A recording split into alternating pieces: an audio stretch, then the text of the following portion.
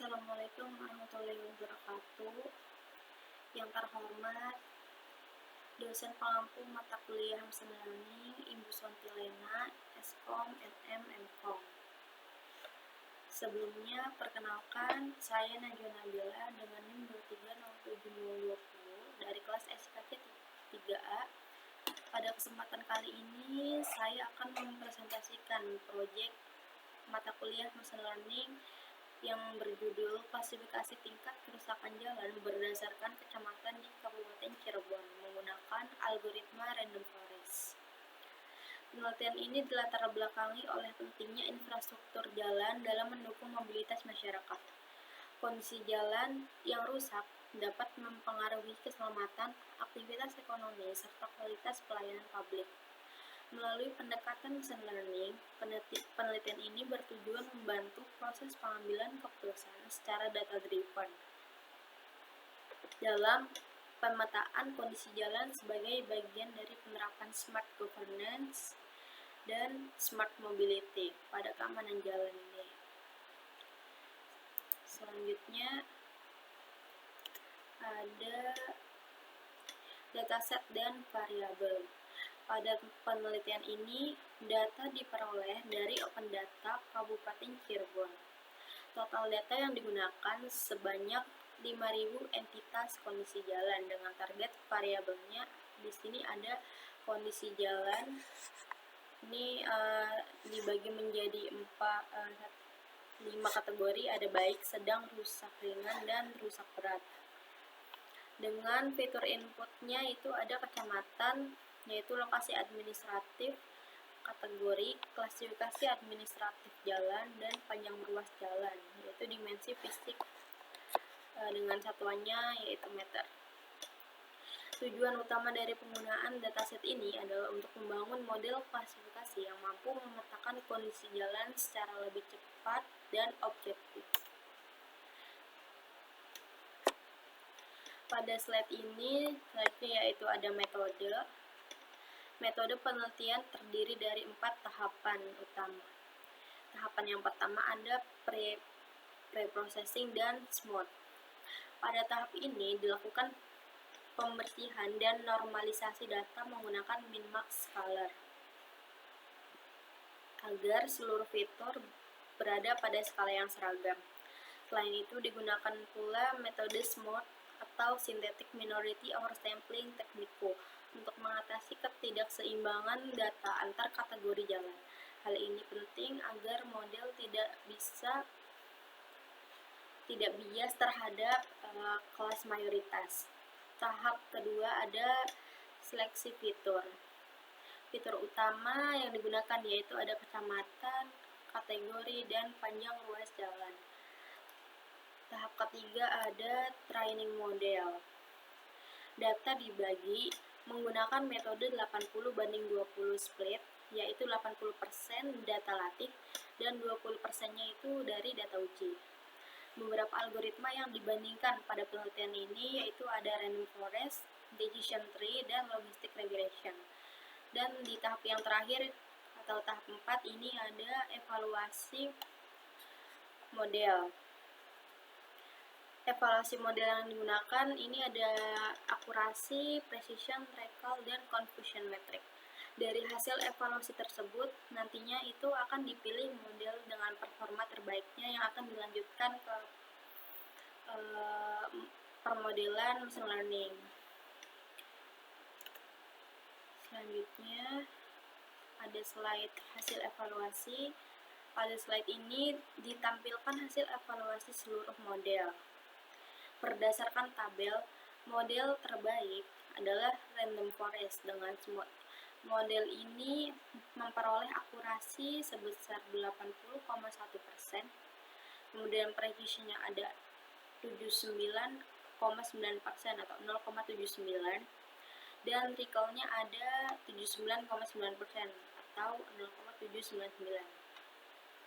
Di bagian kanan terdapat confusion metric yang menunjukkan hasil prediksi model. Semakin tinggi nilai pada diagonal utama, maka semakin banyak data yang berhasil diklasifikasikan dengan benar. Namun masih terdapat overlap pada beberapa kategori terutama antara kondisi sedang dan rusak ringan. Hal ini menunjukkan bahwa karakteristik kedua kategori tersebut memiliki kemiripan sehingga model masih mengalami kesalahan klasifikasi pada beberapa data.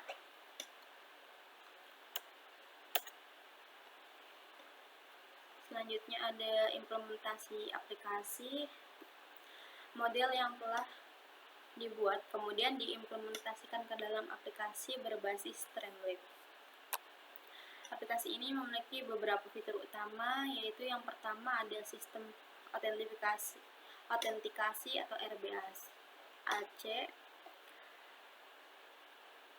yaitu akses aman dengan login dan registrasi terverifikasi. Yang kedua ada dashboard prediksi real time yang memungkinkan pengguna memasukkan variabel teknis untuk memperoleh hasil klasifikasi kondisi jalan secara langsung. Ketiga ada automasi preprocessing seperti normalisasi dan encoding secara otomatis. Yang keempat ada visualisasi data interaktif. Di sini untuk membantu eksplorasi dataset dan transparansi fitur importance dari model. Dan terakhir ada tersedia validasi performa model berupa detail metrik, evaluasi, dan confusion metrik. Implementasi aplikasi ini diharapkan dapat membantu pemerintah daerah dalam proses monitoring dan pengambilan keputusan terkait infrastruktur jalan.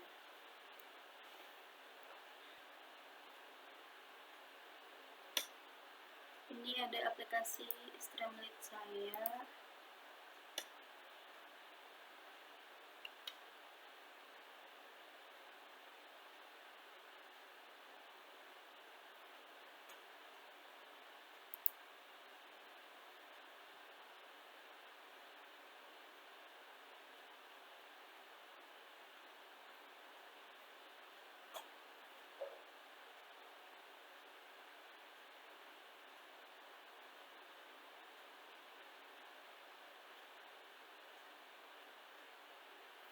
Nah, ini ada registrasi dan login page. Untuk memasuki sistem saya itu harus melakukan login terlebih dahulu. Sini saya mencoba buat dengan username dan password baru, contohnya Najwa.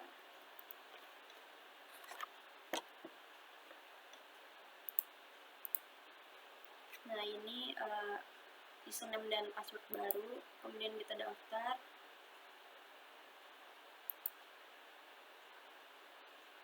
Nah, ini akun berhasil dibuat, silahkan pindah ke tab login untuk melanjutkan. Ini tadi memasukkan akun baru.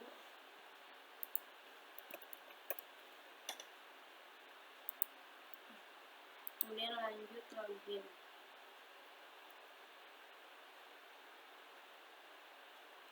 Nah, setelah login ini akan otomatis masuk pada beranda aplikasi. Ini ada menu beranda, di sini bisa upload CVIT atau dataset baru untuk melakukan prediksi. Ini bisa dibaca, di sini ada deskripsi pada sistem yang saya buat terkait dengan prediksi kondisi kelayakan Jalan Cirebon berbasis ML.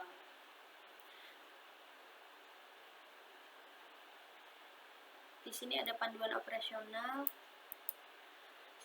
untuk beralih ke menu dashboard. Jika ingin melakukan prediksi, kita coba ke menu dashboard. Ini saya akan memprediksi jalan misalkan di Cirebon. Ini panjang luasnya misalkan segini ini, kemudian klik prediksi. Nah, ini sistem akan melakukan pemrosesan dan menghasilkan output analisis keputusan berupa di sini ada kondisi permukaannya yaitu sedang pada wilayah Kecamatan Ciledug dengan kategori status jalannya itu mantap dan panjang ruas jalan segini. Ini rekomendasi kebijakannya itu diperlukan penjadwalan pelapisan aspal ulang tipis atau overlay untuk mencegah perluasan retakan fungsional. Ini tren panjang ruas jalan sekitar wilayahnya. Dan ini contohnya, contoh lainnya jika tidak mantap pada misalkan Depok.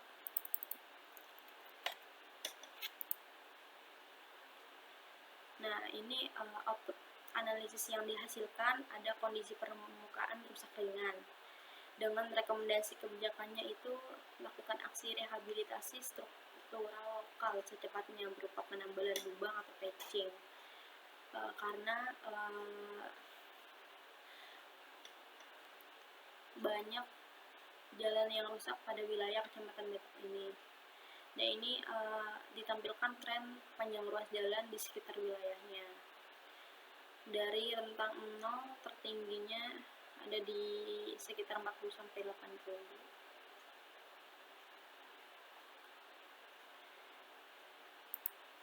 Oke, nah ini ada menu dataset. Di sini sistem menampilkan seluruh dataset yang sedang aktif. Dataset yang saya gunakan pada sistem ini itu total barisnya ada 5000 dengan jumlah kolomnya 11. Rentang tahunnya dari 2018 sampai 2024. Nah, ini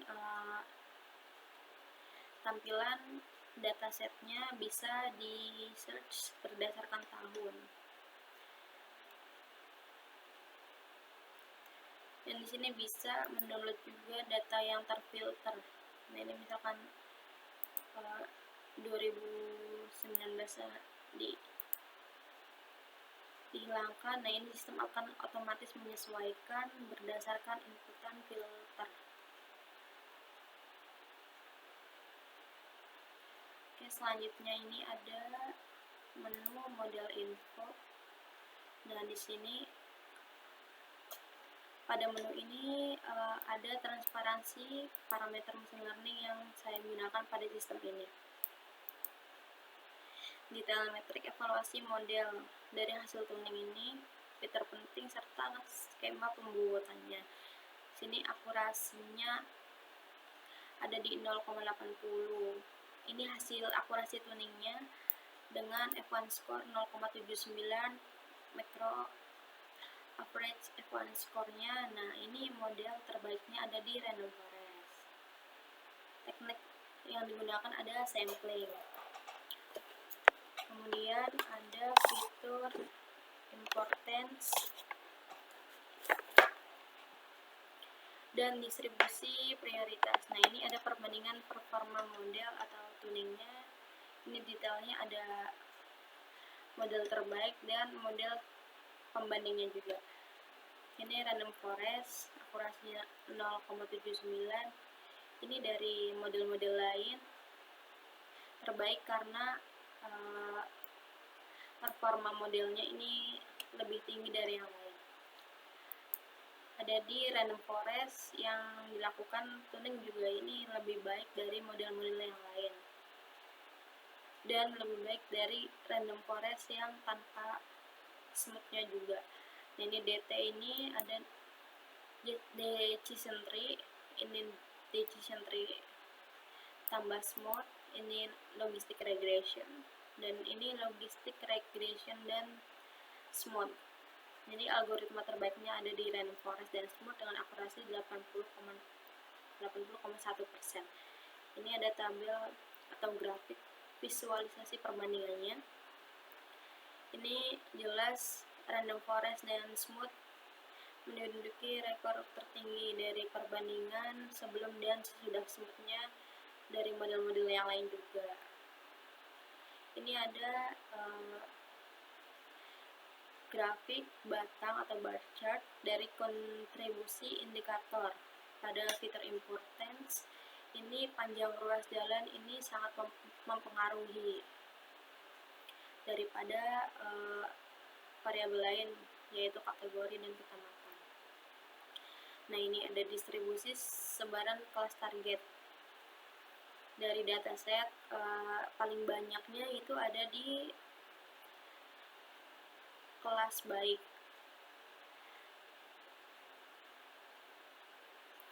Ini ada fitur input yang digunakan, ada kecamatan, kategori, dan panjang ruas jalan.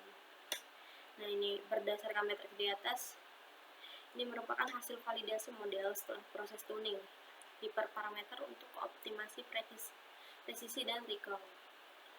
Next, kita lanjut ke menu lain. Ini ada fitur visualisasi data ini. Ada eksplorasi data melalui berbagai jenis grafik interaktif. Ini bisa pilih grafik yang ingin ditampilkan, misalkan di sini contohnya sebaran kondisi jalan. Nah, ini grafik yang ditampilkan ada baik, rusak berat, rusak ringan, dan sedang. Oke, selanjutnya kita contohkan. Ini kita pilih proporsi kategori jalan. Sistem akan menampilkan grafik pie kategori jalan. Dengan di sini kategorinya ada mantap dan tidak mantap. Ini pada kategori mantap itu ada di 50,5% dan tidak mantapnya itu ada di 49,5%. Coba yang lainnya, di sini ada panjang jalan per kecamatan. Nah, ini ditampilkan semua kecamatan di Kabupaten Cirebon dan panjang jalan per kecamatannya. Kalau dilihat dari grafik, panjang jalan terpanjang ini ada di Kecamatan Sumber dan Suranenggala.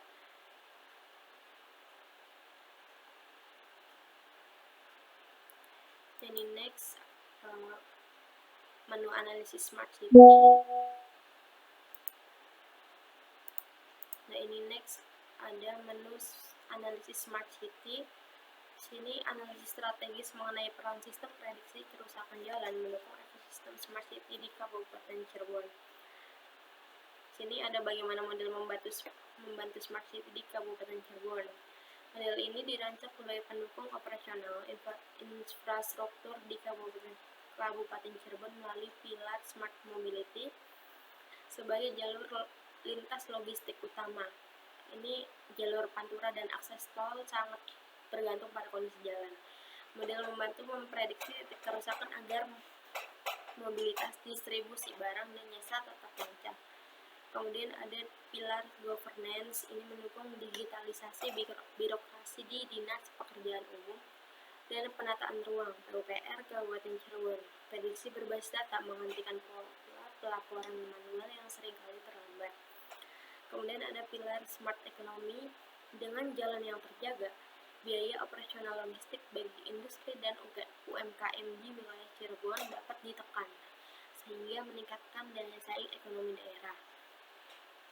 Terakhir ada smart living, yakni jalur penghubung antar kecamatan di Cirebon yang seringkali memiliki kontur beragam membutuhkan perhatian ekstra. Model ini membantu meningkatkan keselamatan warga saat beraktivitas sehari-hari. Sini ada manfaat sistem bagi pemerintah dan masyarakat. Bagi pemerintah, sistem dapat mengoptimalisasi alokasi anggaran infrastruktur, dan kemudian ada transparansi kinerja dinas PU atau terkait, dan respons yang lebih proaktif dan terencana. Dan bagi masyarakatnya, ini sistem dapat melakukan dan membuat keamanan dan kenyamanan mobilitas meningkat. Kemudian informasi kondisi jalan juga yang lebih transparan karena bisa diakses publik. Dan terakhir ada percepatan perbaikan infrastruktur di wilayah kritis. Di sini selanjutnya ada risiko jika prediksi salah. Karena setiap model ini memiliki batasan, kami menerapkan mitigasi untuk meminimalisir dampak.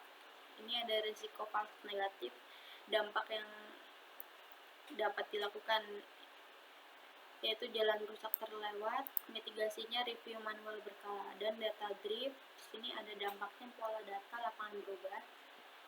Kemudian mitigasi yang dilakukan yaitu retraining model rutin. Risiko bias model, dampaknya itu ada lokasi tidak merata, dan mitigasinya ini diversifikasi data latih. Nah, ini di poin yang keempat ada bagaimana menjaga privasi data dari sistem ini.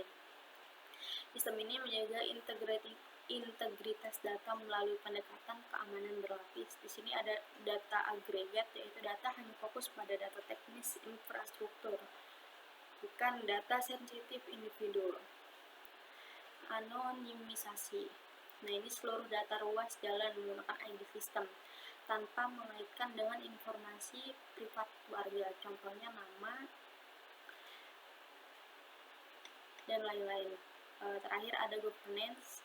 Sini pemrosesan data dilakukan sesuai standar perlindungan data publik untuk menjamin keamanan akses. Nah, mungkin kurang lebih seperti ini pada sistem atau aplikasi yang saya buat. Kita dapat melakukan logout jika ingin keluar dari sistem.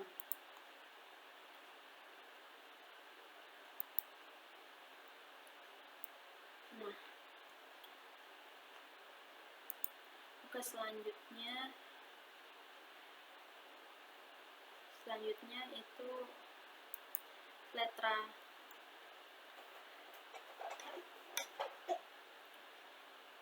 Kurang lebih seperti itu pada sistem yang saya buat.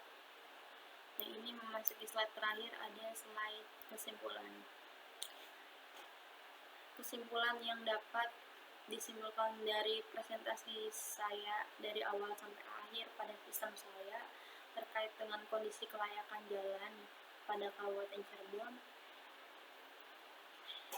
dapat disimpulkan bahwa kontribusi menghadirkan decision support system berbasis data atau data driven yang memperkuat pilar smart governance di Kabupaten Cirebon. Kemudian pada performa, algoritma yang digunakan ini ada algoritma random forest dengan teknik smooth yang terbukti kredibel dengan akurasi 80% dalam memetakan kondisi infrastruktur jalan. Ini terdapat tantangan, yaitu terdapat overlap data pada kategori kondisi jalan yang serupa, yaitu sedang dan rusak ringan. Ini ditunjukkan pada metrik confusion metrik tadi di slide evaluasi. Nah, ini terakhir ada pengembangan, yakni diperlukan integrasi data real time atau IoT dan verifikasi lapangan oleh tenaga ahli untuk memastikan akurasi alokasi anggaran dan efektivitas perbaikan. Ini dapat diklik, ada icon Google Colab dan icon YouTube untuk mengakses pada permodelan saya Google Colab dan YouTube-nya ini pada video ini akan ditampilkan di YouTube. Oke, sekian presentasi yang dapat saya sampaikan, kurang atau lebihnya mohon maaf. Saya akhiri. Assalamualaikum warahmatullahi wabarakatuh.